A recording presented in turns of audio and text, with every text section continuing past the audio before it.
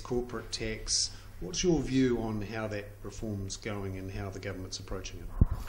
Well, what our leader has said to the Prime Minister is that Labor is willing to work with the government to find a win-win solution on tax reform, and that we believe that there is an issue around the cyclical nature of the housing market. We won't be taxing capital gains on first homes, but we do support a broader look at that issue. What about a land tax? Well, look, we've still got work to do, frankly, when we see the outcome of the tax working group to run our own ruler over whatever its recommendations and reasoning are. Now, land tax is one alternative. The advantages are that land is not mobile, so it's a great tax for anchoring. The disadvantages are that it's not as perhaps progressive as a capital gains tax. Capital gains taxes can be big and complicated, so they've got their own downsides. And our view is that these are complex areas, and they're areas where it would pay decision makers to have a rational discussion that's in the long run national interest. So our first instinct is not to play politics with this, but do what's right for New Zealand. And I hope the government will reciprocate with that. So early next year, let's say the government comes up with something along the lines of changes to property tax rules, yep, potentially some sort of broadening and flattening of the tax system. What would Labor's approach to be there? Well, that would be dependent entirely on what is proposed, and there are some real risks about this. If you take seriously rumours that you hear, the government could be planning to drop the top tax rate to or towards 30 cents. That would be great for top tax rate earners, but very regressive for the tax system as a whole. There's polling going on about raising GST to 15 cents, and not by us.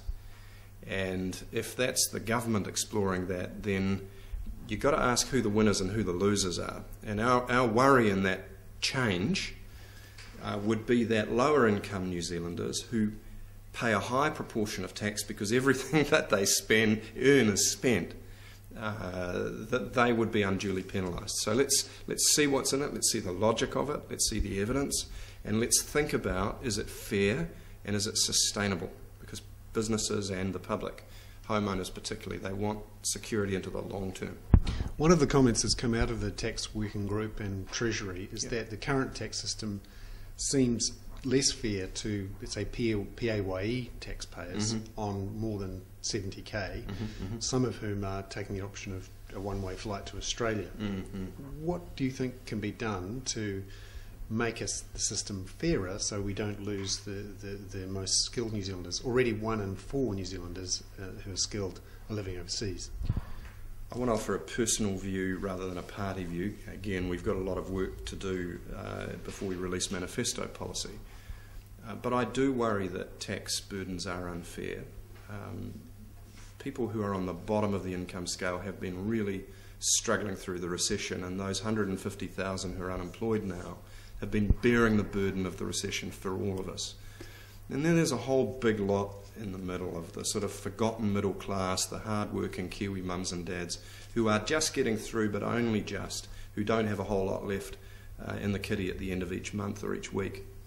They typically have no way out of the tax system. They're not wealthy enough and don't have enough disposable wealth to set up LAQCs or family trusts or shadow companies.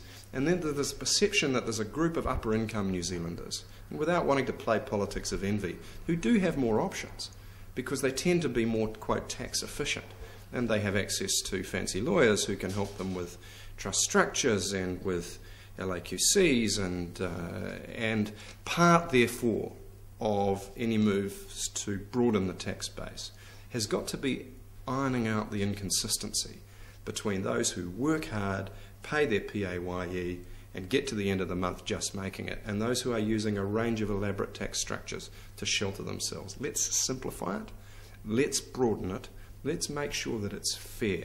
And beyond those principles, you rapidly get into detail, and we've got to wait and see what the government does, because they're the government. That's right. David Cunliffe, thank you very much.